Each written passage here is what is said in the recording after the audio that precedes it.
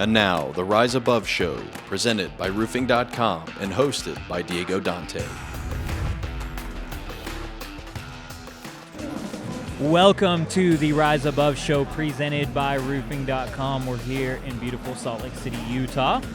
And we're here at Door to Door Con with my man, David Carroll. How are you, man? I'm doing good, man. Doing good. How about yourself? Doing great, doing fantastic. We were just sitting there chatting a minute ago, and I said, man, you'd be great to be on the podcast. And so I wanted to get a chance to hear your story and not just talk about business. And I'm sure you get asked a lot of those, the business questions a lot, but I wanted to get a chance to chat with you.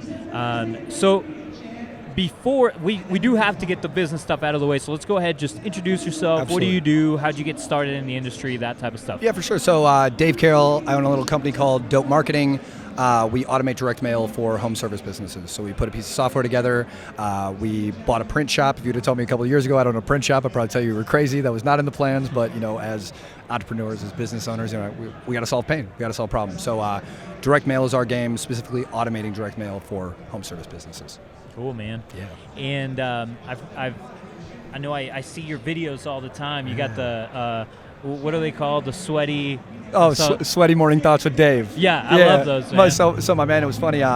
My man Brad was like, I usually do like I'm not a coach or a consultant or anything. Like people will ask me, Dave, can you coach me? Can you mentor me? I'm like, dude, I need a mentor. Like that's not my role. But I would do calls with whether it was clients or friends or whatever in the morning, and I'd be on my Peloton. I'm an avid Peloton rider, and so I get off. I'm on with Brad one morning, and he's like I'm dripping sweat, whatever. He's like, dude, you got to do these live. And I was just like, hey, you got good ideas, you got bad ones. That's a good one. So we just ran with it, and it's hilarious. I'll meet people, whether it's at trade shows or whatever. Like, oh, you're the guy sweating on the internet, yelling at me in the morning. I'm like, hey, I've been called worse. So that's funny, dude. Yeah. So how did this come about? This whole with dope marketing. I feel like I see you guys everywhere, and everyone that I've seen that uses you guys is extremely happy. So how'd you build this really awesome brand? And especially, and I will say obviously great branding. So how'd you guys build this? Yeah, so what happened is my entrepreneurial journey, I started my first business 12 years ago. It was an exterior power washing, gutter cleaning, window cleaning, and holiday lighting business. And a couple of years into that business, I just knew it wasn't my passion. I didn't have this drive to franchise these things or grow some huge company in that space. And I got into, I was looking, Steal Like an Artist, right? What are the guys that are making $1 million or 10 million or whatever? What are they doing? And they were sending a lot of direct mail. And so I went through the pains of something. We were sending 100,000 pieces a month, or got to a point where we were doing that, and it became a full-time job.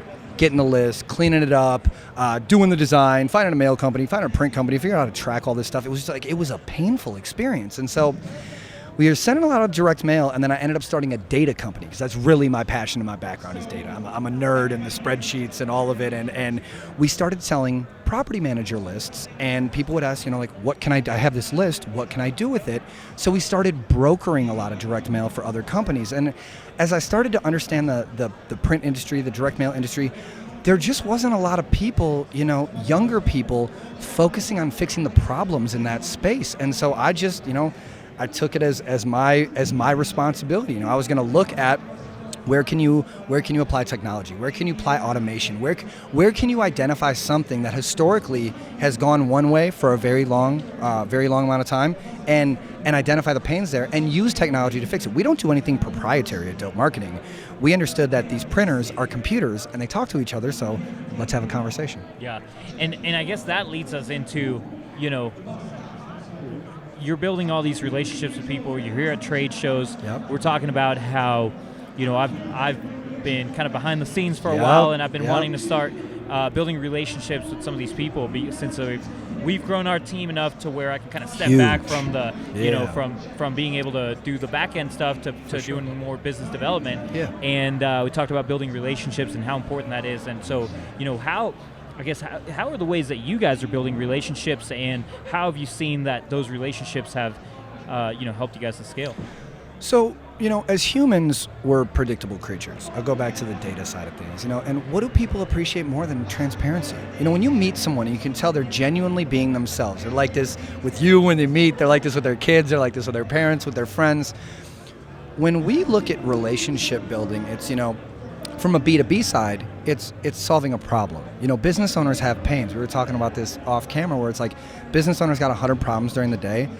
Identify which one of them you solve and be intentional about solving that problem. It's not about the money. It's not about the short term. How can you develop a relationship with someone that actually provides value? And when people see you doing that over and over and over, it's like exercising, it's like reading books. Like, who doesn't appreciate consistency? And so when you intentionally are approaching a relationship, not looking at what you can get out of it, but what you can give, it always goes in the right direction if you're, being intentional, doing what you're supposed to. All right, I got a series of rapid-fire questions that I ask everyone. This is the Rise Above show, and we focus on overcoming obstacles in life and business as a leader. Yeah. And so my first question is, what is the situation in your life where you feel like you've had a failure, and how are you able to overcome and rise above?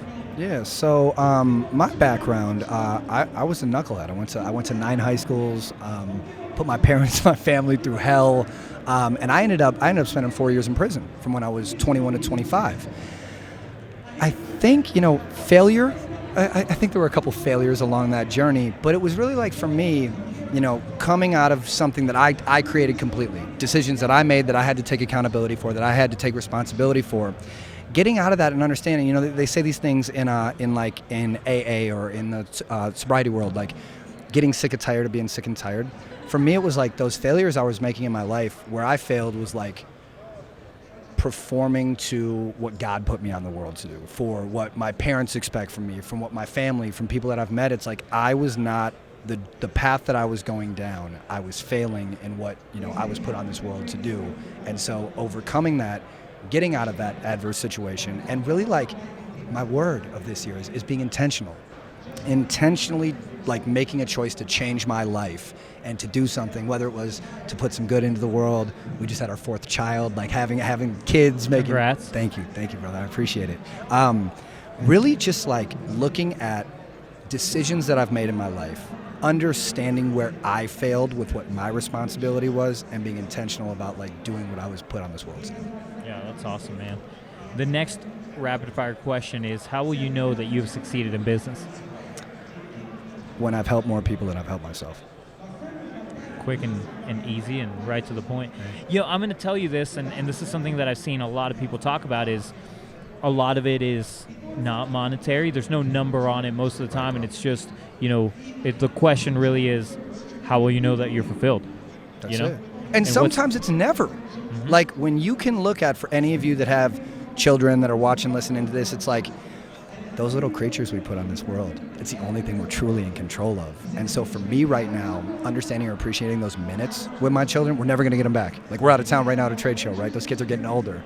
Understanding that like how are you, our most valuable currency is our time. You talk about monetization, right? Forget the money. Everyone can wake up earlier, go to sleep later. We all know how to make a buck here or there. How can you intentionally take your most valuable currency, which is your time, and give it to the people in your life that matter? Yeah, since we've been here, my son had his first basketball game. Yep. And I missed it, and I feel terrible about it. And it's just one of those things where, I got to make up for it elsewhere, right? And, so it's I got to find that moment. I got to be able to help him live a fulfilling life and make sure that Dad's not out of town at every single important moment of my life, and so, or of his life. And so, maybe you missed a basketball game, but I'm gonna make it up by doing our Waffle House Saturdays, or doing whatever it is. I want to make sure that you're number one dad as much as you're able to. So if it becomes this thing where it's not the constant disappointment of Dad's never there. Exactly. It's they think more on wow, when they look back, it's Dad went to Waffle House with us almost every Saturday, or Eric Obram does this, Sundays with Dad at Dairy Queen or whatever it is. Absolutely. Right? So it's also them understanding that Dad is working hard. There's that balance. You don't want to just be the grinder that's like, I'm doing this all for my kids, but you're never around. I grew up in an atmosphere like that at home, and it was like that absentee. There's a middle ground when you communicate with your son. Go back to the basketball game, right? It's like, Dad's working this weekend, but I'm doing it for you. But that's not an excuse. It's this time we're going to do it on Waffle House Saturdays, to keep going through it and having them understand that Dad's working, but communicating through it. Him understanding that conversation, understanding that it's not Dad being selfish or he's not here. Dad's going to work, Dad's going to get it, but Dad's coming back home. Yeah. My last rapid fire question is, what is a book that's changed your life? Go Giver. The Go Giver. Easy 2-hour read. I go through it with my daughter at least every other month. That book, it's so digestible, and it's one you can always go back to and grab gems. So the Go Giver is my go-to. That's awesome. Yeah. All right, so what's on the horizon now for Dave Carroll and Dope Marketing? Yeah, man. Or maybe just for Dave, or just for Dope? What man, you got so, going on? A vasectomy. I need to do that very quickly. We don't need a whole basketball team, so that's on the horizon. As far as what we have going on, man, just continuing to really appreciate, the success we're having, the people that we're able to help. We got some really cool things coming out this year for Dope Marketing, but to keep it on track, man, I don't want to make this a sales pitch. We got some cool stuff going on with Dope. Yeah. If you guys have heard of Dope Marketing, hit us up, whatever. But for me, really just, focusing on really trying to be like the best father that I can be. And as we have, a couple businesses that we're growing, being very intentional about just where I spend my minutes. I love it, man. Well, I appreciate you coming on and getting a chance to chat. I know we all have busy lives, but like I had told you earlier, I want to be able to build relationships with people. Brother. And I thought to myself, what's the best way that I can build relationships with people when we're all so busy with entrepreneurs? It's let's sit down and chat for 15 minutes on a podcast. So I appreciate it, man. So if you tuned in and you stayed here this far, really appreciate it. And we'll catch you guys next time on the next episode of the Rise Above Show, presented by Roofing.com. Peace out.